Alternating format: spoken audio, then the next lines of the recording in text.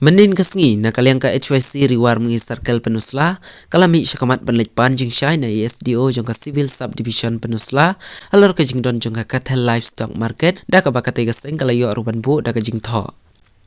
Hadin balade ban yakendu bad ESDO jong ka civil subdivision penusla. Na kalyang jong presiden jong ka HYC riwar mengi circle ula keren ru leng bakilat patai kubor ula pensyai ru. Bana kalyang ESDO imla ban jubab bad ila ong ru iha pan ka kaipon. Na distrik veterinary jong ka East Kasihil district namar bahapo ka jing pai ka jing kemi ka jong i kampat don setia. O presiden jong ka HYC ula ong syusyuru balada ESDO imla ban pensyai hakikat tu kan isngi na kalyang ka HYC kan nom upslem bad kan yal bet syakmat ban yakendu bad EDC jong ka East Kasihil district ban lej yakendu bad i.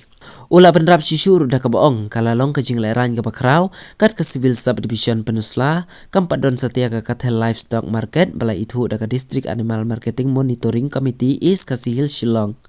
Syusyu na kalyang jong u la ong ru ka jing bom don ka cattle livestock kawan ra ban ya ka jing ha ka jing long jing man jong kinong bam do bat kala ruban kata ha ka kot ka khia let's say om la ban tim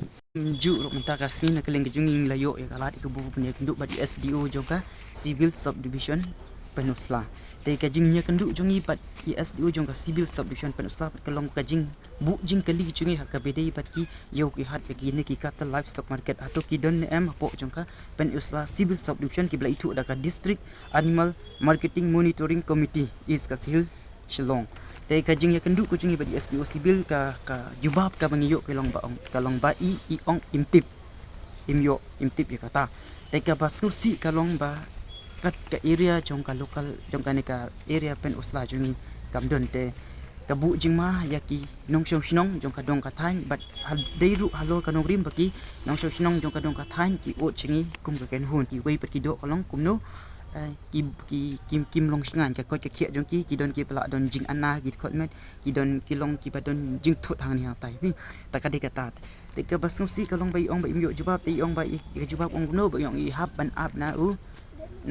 district veterinary te ngi ap ya kata ka jubab na i te lada im shimkia te saya pe na ngi ka seng ni ya di chikmat lada ka don kam ngi chikmat ini kenduk bat i di siru te ngi ap shwa ya ka report na i madam